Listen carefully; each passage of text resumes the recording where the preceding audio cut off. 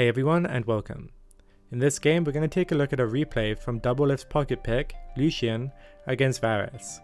In this game, Doublelift has a Brom support up against Varus's Alistar. Varus has strong, hard to dodge poke in lane with his E, while Doublelift has stronger mobility and follow-up.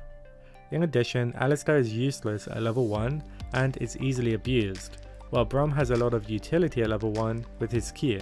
Additionally, in this game, Doublelift's Gragas is starting topside. This is great for multiple reasons. For one, they have the option to try and cheese, or more commonly getting advantage on the minion wave. It also opens up the possibility for a level 3 gank coming in from Gragas. With that in mind, we'll want to look to accomplish the following things in this lane to come out ahead. Abuse Alistar at level 1, keep wave in the middle of the lane, and follow up on a level 3 gank. With that said, let's hop in. As he enters lane, Doublelift hits the melees just enough to get a minion health advantage. We see a lot of top ADCs do this to get an advantage in trades, experience, and the tempo of the lane in general. It's also nice to have the wave pushed up in case they need to follow up on any jungle fights nearby. Right off the bat, as Alistar comes in to get his Targon's procs off the melees, Brom hits a great Q. We can also see an awesome adaptation here from Doublelift, where he went E first on Lucian. This is because he can easily proc Brom's passive and also more easily abuse Alistar with the mobility as we're seeing here.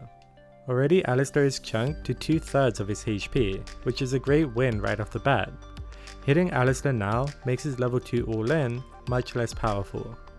It's also cool to note here that he's matching Varus orders and not getting carried away with over-pushing the minion wave. Again, Alistar steps up a bit and gets autoed, and we can see both sides hit level 2.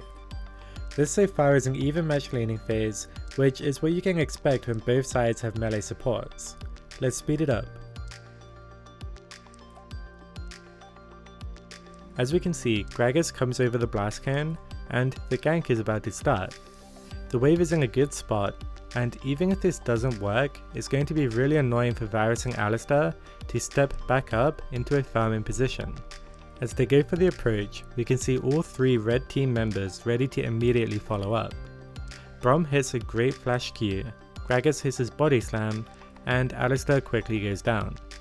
If Doublelift hadn't done a great job chunking him out at level 1, they wouldn't have been able to kill him during this gank and would have just burnt his flash. As he comes back into lane, this is where it gets brutal. He recoiled quickly after getting the gold, and Varus is going to have to back after pushing this wave. Doublelift gets back into lane at the perfect time to grab this wave and set up a freeze in front of his turret. With the XP and gold lead he has over Varus, he will be able to deny a lot of farm while also threatening a follow-up all-in or another gank.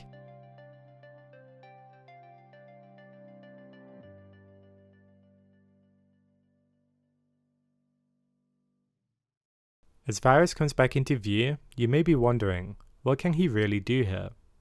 Well, he has to make a choice.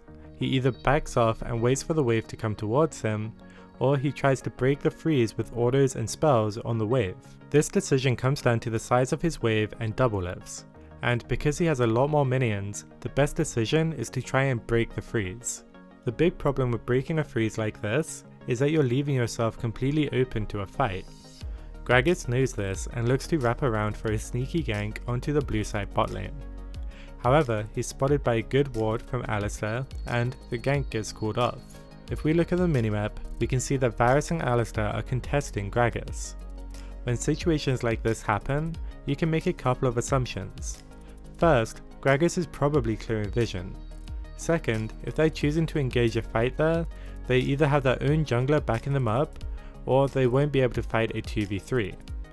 In either situation, the immediate play here is to leave the minion wave and go help Gragas. As we can see, they immediately went to help him, which is good play.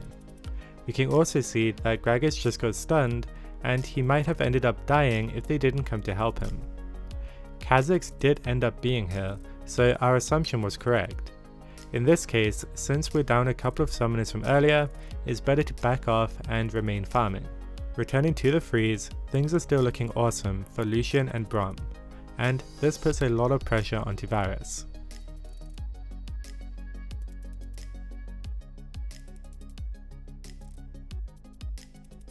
You can see Gragas is on his way back. Remember, as long as the wave is frozen like this, the enemy bot lane is an excellent gank target. As the gank is being set up, Alistar decides to set up his own gank. Doublelift smoothly dashes out of Alistar's pulverize, and Kha'Zix has exited the brush. With the Alistar combo out of the way, this is insanely good positioning for Doublelift because he'll be able to freely auto Alistar while also having the option to dash in on Varus if Braum lands an auto or a Q. They turn on Braum because they don't realize that Gragas is in the area, and this is going to go poorly for them. Doublelift's job here is to auto whoever is in front of him and forward kite his way towards the enemy turret. He drops Alistar and flashes forward to stun Kha'Zix, who flashes to safety. Varus sticks around for a bit too long and ends up wasting his own flash because it wouldn't be the NA server if he didn't. With 1500 gold separating these two teams, we don't have to look at the scoreboard to tell where that's coming from. Doublelift is up 2 kills, plenty of CS and a bit of XP. He's in a dominant position and he hasn't even hit Lucian's strong point yet. As he gets back into lane, he does a really simple move.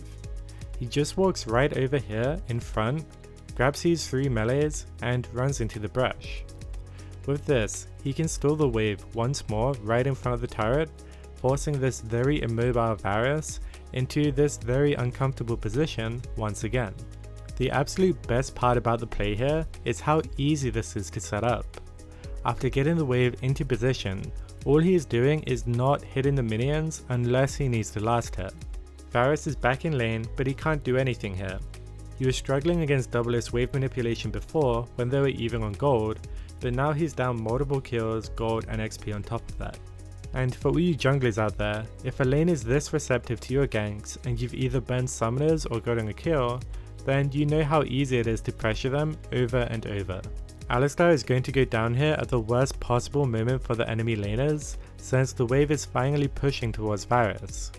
He will end up getting some of the CS thanks to a roam from Zoe, but this could have easily been a wave and a half denied to the turret, with Varus zoned out of XP range. And to cap it off, Doublelift and Braum move into the tri-brush, knowing the enemy team has vision of them, only to force a fight with an unexpected turn. We don't think that this was meticulously planned out, and it's more so that they're so far ahead that they can move their muscle around whenever they want. The target selection is simple to go for Varus here, but even still, this was a dangerously close fight and arguably an overextension. However, Doublelift pulls through with strong mechanics and is able to pick up both of the kills. At this point, he clears the wave, resets, and is up well over 2000 gold over Varus, an insane lead for 10 minutes into the game. Through strong minion wave control and a little bit of gank preparation, he's set himself up to be in a great spot. Many people like to go extremely aggressive after going up in kills. People also generally consider freezing to be a passive move. However, in this game we saw something different. Doublelift didn't play passively, but instead froze the lane in order to create good fights for himself. He played this way with his lead because of Lucian's lower range and poking power under turret, which he circumvented perfectly with repeated freezes in front of his turret. This forced Varus to move onto his side of the lane, where Doublelift could punish him with his additional mobility and multiple pocket ganks from Gragas. That brings us to the end of this video. Have any questions that you want answered? Join the discussion below. Thanks for watching.